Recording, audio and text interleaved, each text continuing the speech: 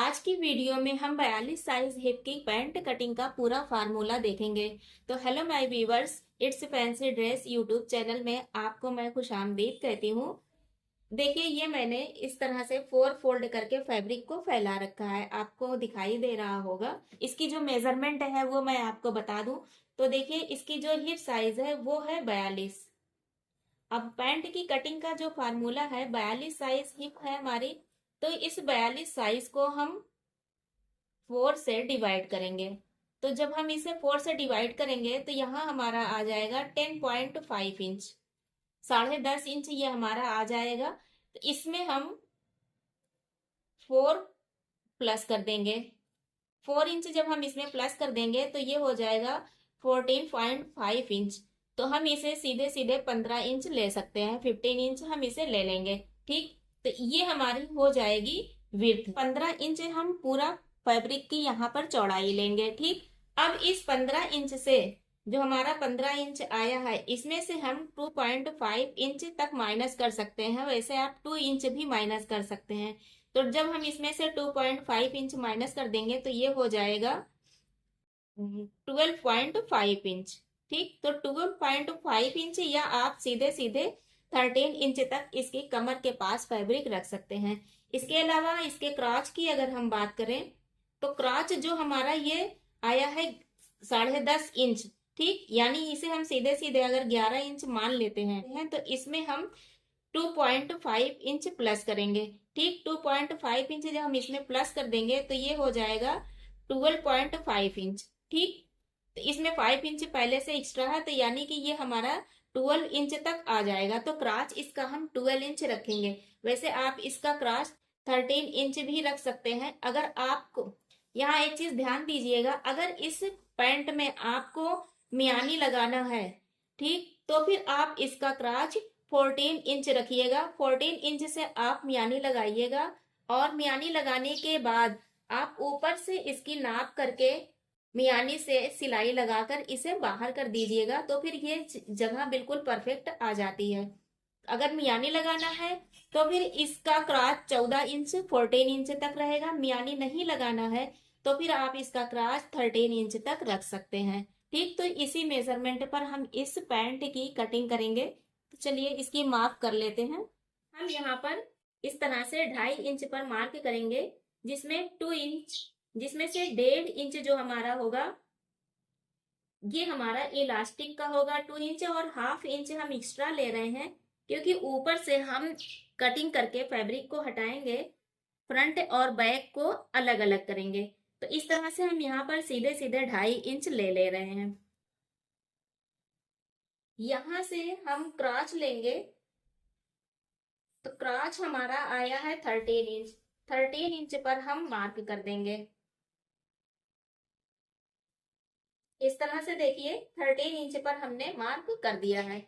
ठीक, हम आपको बता दें तो देखिए इसे हमने 15.5 इंच पर फोल्ड किया हुआ है। इधर साइड किनारी है, किनारी निकालने के बाद ये 15 इंच आ जाएगा।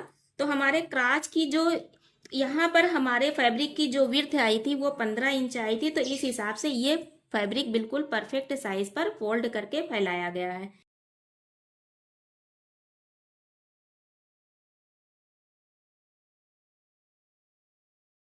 ये हमने मार्क कर दिया। इधर साइड से हम, यहाँ किनारी है, ठीक, तो किनारी को छोड़कर हम 2 इंच मार्क करेंगे इस तरह से।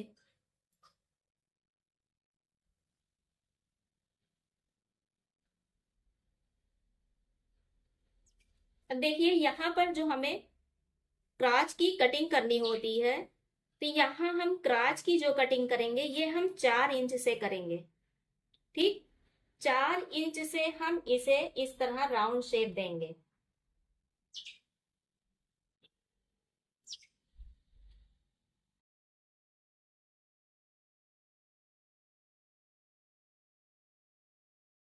इस तरह देखिए इसकी हमने मार्किंग कर दी।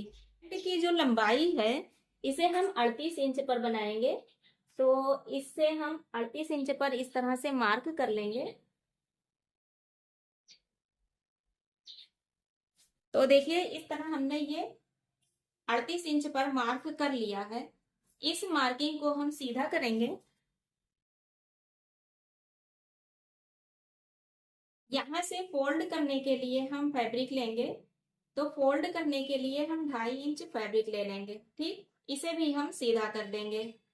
ये हो गया।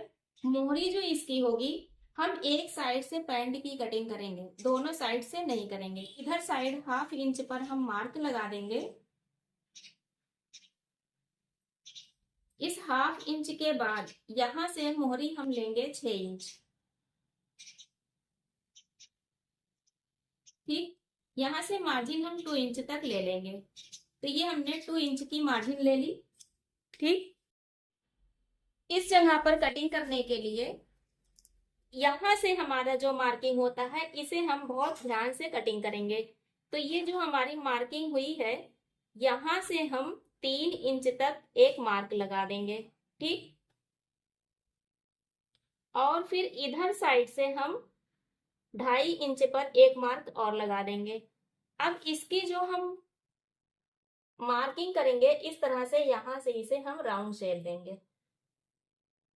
देखिए इस तरह, ये कटिंग हमारी बिल्कुल इस तरह से आसन की तरह आ जानी चाहिए।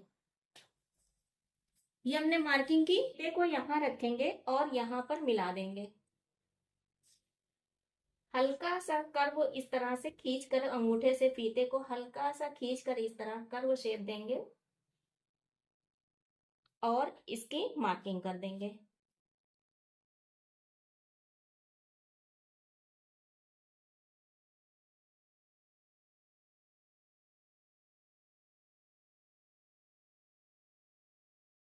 देखिए ये मार्किंग हो गई। ठीक, परफेक्ट मार्किंग जो हमारी सिलाई लगेगी वो यहां से लगेगी। ये हमारी तो अभी मार्जिन की मार्किंग हुई है। अब हम इसी फीते को फिर यहीं पर रखेंगे और यहाँ पर रख, इस तरह से मिलाएंगे।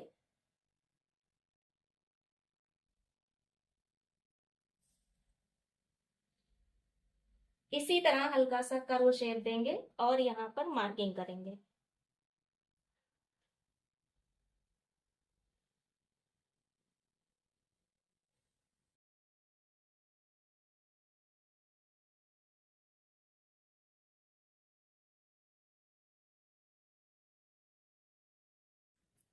देखिए इस तरह ये हमारी बिल्कुल परफेक्ट स्ट्रेट पैंट तैयार होगी। ठीक, अब हम इसकी कटिंग कर देंगे। देखिए हमने इसकी कटिंग कर दी है, इसे हम हटा देंगे। अब देखिए यहाँ की जो हमारी कटिंग होगी उसे आप ध्यान दीजिएगा। इधर साइड से ये हमारा फैब्रिक मुड़ा हुआ है। ठीक, ये अलग अलग नहीं है। तो ये फैब्रिक जो मुड़ा हुआ है ये हमारे यूज में आएगा, इसीलिए हमने इधर साइड फैब्रिक को मोड़ कर रखा हुआ है। देखिए उसे हम कैसे यूज करेंगे। यहाँ से हम मार्किंग करेंगे 1.5 इंच की। ये हमने 1.5 इंच पर मार्क किया। मार्किंग को हम बिल्कुल यहाँ कोने से मिला देंगे।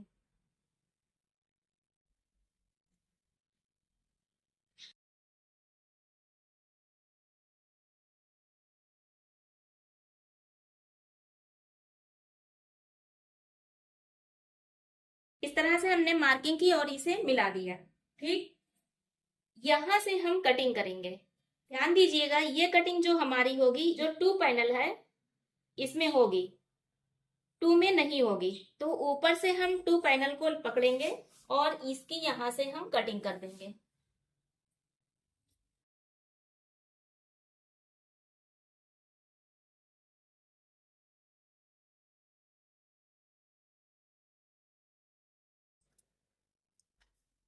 ये देखिए यहां से हमने काट दिया। यहाँ पर जो हमने 1.5 इंच फैब्रिक काट कर फ्रंट साइड से निकाला है, वो 1.5 इंच फैब्रिक हमारा बैक साइड में इस तरह जाकर एडजस्ट हो गया। ठीक, तो इससे क्या होगा, फ्रंट साइड में फैब्रिक हमारा निकल भी गया और उसे हमें बैक साइड में लाकर लगाना नहीं पड़ा। ये हमारा यहीं पर आकर एडजस्ट हो गया। इस तरह एक ही कटिंग से हमने फ्रंट और बैक दोनों की कटिंग कर दी। तो इस तरह से आप कभी भी कटिंग करें, आपके फैब्रिक भी बचा रहेगा। कम फैब्रिक में आसानी से आप यहाँ फ्रंट और बैक की कटिंग कर सकते हैं। तो इस तरह से हमने इसकी कटिंग कर दी है। अब हम इसकी स्टिचिंग करेंगे। देखिए इसकी स्टिचिंग करने के लिए हम इसमें से फ्रंट पार्ट को अलग करेंगे। ये हमारा फ्रंट पार्ट है, ये हमारा बैक पार्ट है। ठीक इस बैक पार्ट पर हम फ्रंट पार्ट को रखेंगे इस तरह से।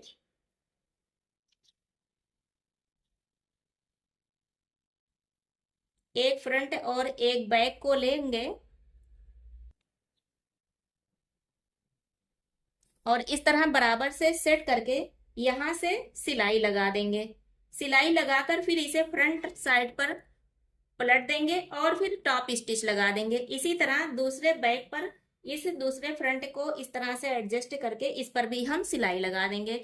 तो ये सिलाई लगाकर हम आपको दिखा रहे हैं। देखिए इस तरह से यहाँ हमने इस पर सिलाई लगाकर इसे अटैच कर दिया है। इस पर टॉप स्टिच भी हमने लगा दी है।